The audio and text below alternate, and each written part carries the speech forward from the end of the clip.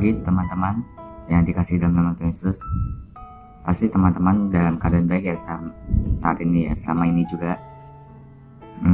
Semoga teman-teman juga diberkati oleh Tuhan atas kesehatan juga, pendidikan juga yang telah kita jalani walaupun masa-masa ini adalah masa pandemi COVID-19 ya.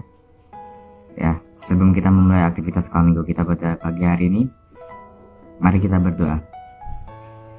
Bapa kami yang ada di surga, kami mengucap syukur ya Tuhan, Kau boleh sertai kami dalam masa pandemi ya Tuhan. Kau boleh tetap beri kami kesehatan, sehingga kami bisa tetap berkumpul bersama ya Tuhan di sini. Walaupun dengan online ya Tuhan, dan melalui media perantara ya Tuhan, untuk tetap belajar firman-Mu bersama-sama ya Tuhan. Kiranya Tuhan akan tetap sertai kami, lindungi kami dalam keadaan apapun ya Tuhan. Tetap berikan kami kesehatan, kekuatannya Tuhan. Buka hati pikiran kami untuk mempelajari semua ajaran-Mu ya Tuhan. Tolong Tuhan, pimpin kami Tuhan, agar kami bisa mengerti apa yang Kau ajarkan melalui guru-guru kami ya Tuhan. Buka hati pikiran kami ya Tuhan, tuntun langkah kami ya Tuhan, agar kami tidak tersesat di jalan ya Tuhan, agar kami tidak hilang arah ya Tuhan. Arahkan kami ya Tuhan, pimpin kami ya Tuhan. Hanya dalam nama Tuhan Yesus Kristus kami berdoa dan berucap syukur. Amin. Akan membacakan Alkitab Kisah Para Rasul 2 ayat 41-47. Cara hidup jemaat yang pertama. Orang-orang yang menerima perkataannya itu memberi diri dibaptis, dan pada hari itu jumlah mereka bertambah kira-kira 3.000 jiwa. Mereka bertekun dalam pengajaran rasul-rasul dan dalam persekutuan. Dan mereka selalu berkumpul untuk memecahkan roti dan berdoa. Maka ketakutanlah mereka semua, sedang rasul-rasul itu mengadakan banyak mukjizat dan tanda. Dan semua orang telah menjadi percaya tetap bersatu. Dan segala kemenangan mereka adalah kemenangan bersama. Dan selalu ada dari mereka yang menjual harta miliknya, lalu membagi-bagikan kepada semua orang sesuai dengan keperluan masing-masing. Dengan bertekun dan dengan sehati mereka berkumpul tiap-tiap hari dalam bait Allah. Mereka memecahkan roti di rumah masing-masing secara bergilir dan makan bersama-sama dengan gembira dan dengan tulus hati, sambil memuji Allah, dan mereka disukai semua orang. Dan tiap-tiap hari Tuhan menambah jumlah mereka dengan orang yang diselamatkan. Amin. Halo adik-adik, selamat pagi. Kita bertemu lagi ya di kelas Tunas Muda dan Tunas Mudi. Pada pagi hari ini Tante Kristen akan menolong adik-adik. Kita akan sama-sama belajar di pelajaran yang pertama, kesatuan yang pertama di triwulan yang ketiga. Puji Tuhan, kemarin kita sudah menyelesaikan triwulan yang kedua ya. Nah, judul pelajaran pada pagi hari ini adalah gaya hidup gereja yang memuridkan. Kita akan sama-sama belajar dari Kisah Para Rasul yang kedua ayat 41 sampai 47. Yuk, sebelumnya kita mau buka dalam doa, mari kita berdoa. Sebentar kami akan sama-sama belajar tentang firman-Mu ya Tuhan. Kiranya Engkau akan menolong kami untuk kami sama-sama belajar tentang firman-Mu. Meskipun kami tidak bisa bertatap muka satu dengan yang lain, meskipun kami masih harus belajar secara online, tapi itu semua tidak mengurangi semangat dan sukacita kami untuk mempelajari firman-Mu. Dalam nama-Mu kami berdoa dan mengucap syukur ya Tuhan. Amin. Nah, siapa yang tahu tentang gaya hidup atau lifestyle ya? Gaya hidup atau lifestyle diperkenalkan oleh seorang psikolog Austria yang bernama Alfred Adler pada tahun 1929. Apa sebenarnya gaya hidup itu? Gaya hidup bisa dilihat dari cara berpakaian, kebiasaan, dan lain-lain. Gaya hidup ada yang bisa dijadikan teladan, namun ada juga yang dianggap sebagai hal yang tidak baik. Jadi apa harus kita lakukan? Ya, kita butuh gaya hidup yang baik ya. Nah, kita akan belajar tentang bagaimana Rasul Paulus menolong jemaat di Yerusalem ya. Jadi di Kisah Rasul tadi kita sudah baca ya, dari pasal yang kedua ayat 41 sampai 47. Di kota Yerusalem, Petrus berkhotbah tentang Yesus yang telah mati bagi semua orang. Orang-orang Yahudi dan semua orang yang telah mendengar berita itu menjadi terharu. Mereka mengambil keputusan untuk bertobat dan dibaptis. Pada hari itu jumlah mereka bertambah kira-kira 3.000 jiwa, ya, sehingga terbentuklah jemaat Kristen yang pertama. Jemaat Kristen pertama membangun gaya hidup sesuai dengan pengajaran yang disampaikan oleh Petrus kepada mereka. Nah, gaya hidup seperti apa ya?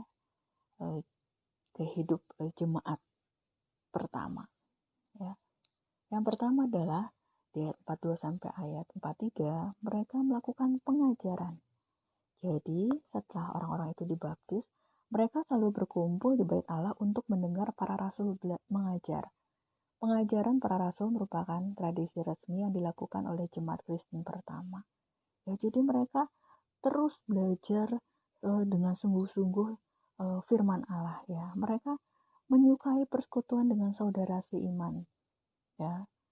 Sama seperti kita sama-sama suka bersekutu di PKMB, di PRPI, ya, di kelas sekolah minggu, ya.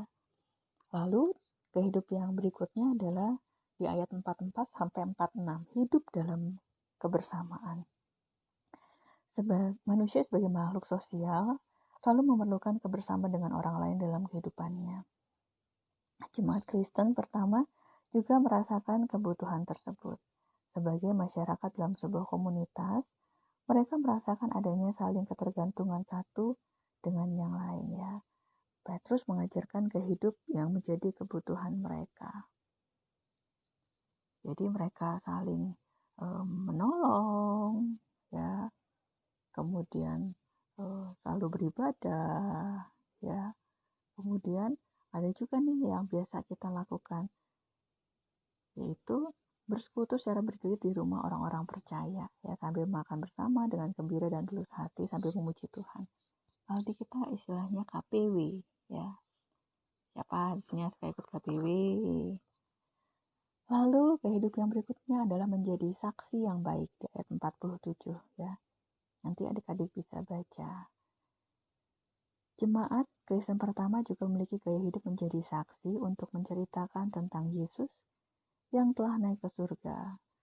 Para rasul adalah saksi atas peristiwa kenaikan Yesus ke surga. Apa yang telah mereka saksikan, itu mereka ajarkan kepada semua orang sehingga mereka menjadi percaya dan menceritakan kepada orang lain. Gaya hidup bersaksi pada jemaat Kristen pertama membuat komunitas mereka berkembang. Ada jiwa-jiwa baru yang Tuhan berikan setiap hari dalam komunitas mereka. Ya, dalam persekutuan yang mereka lakukan setiap hari, mereka belajar bersama, memuji Tuhan, berdoa, saling berbagi berkat, saling mencukupkan kebutuhan, dan bersaksi. Gaya hidup yang dibangun oleh jemaat pertama merupakan gaya hidup gereja yang memuridkan. Apa kesimpulan dari pelajaran kita? Kesimpulannya adalah gaya hidup gereja yang memuridkan adalah jemaat yang senantiasa belajar Alkitab dan bersekutu. Mereka memuji Tuhan, berdoa, dan berkumpul untuk makan bersama.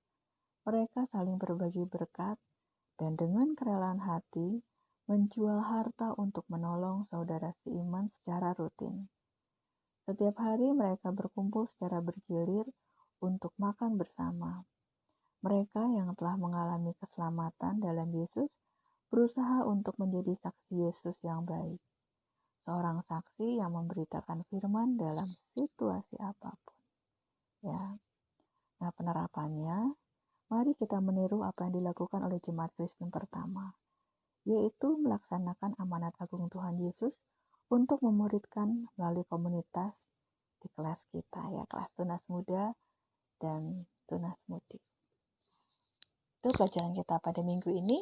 Yuk, kita akan kembali berdoa untuk menutup pelajaran kita. Tolong kami ya Tuhan sebagai anak-anak-Mu, untuk kami boleh belajar tentang gaya hidup jemaat yang pertama ya Tuhan. Tuhan, kami percaya Engkau yang akan senantiasa menolong kami dalam kehidupan kami, sehingga kami boleh memiliki gaya hidup yang memuridkan seperti yang Tuhan inginkan ya Tuhan. Terima kasih, dalam nama-Mu kami berdoa dan bersyukur ya Tuhan. Amin.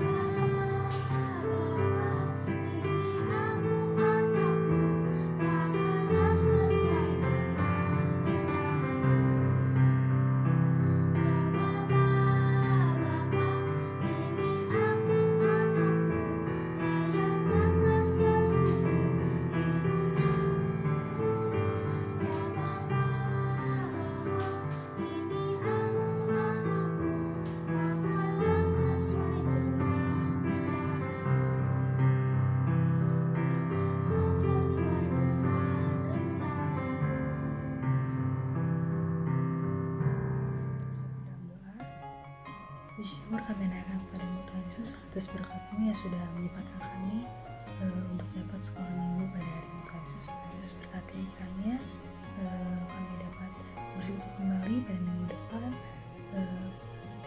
dengan semangat yang baru untuk dapat bersekutu bersama dengan teman-teman. Tuhan Yesus berkati kiranya apapun yang telah disampaikan oleh guru kami, firman-Mu ini kiranya dapat menjadi berkat, kiranya dapat kami ingat dan dapat kami aplikasikan dalam kehidupan kami sehari-hari. Hanya dalam nama Yesus Kristus, haleluya.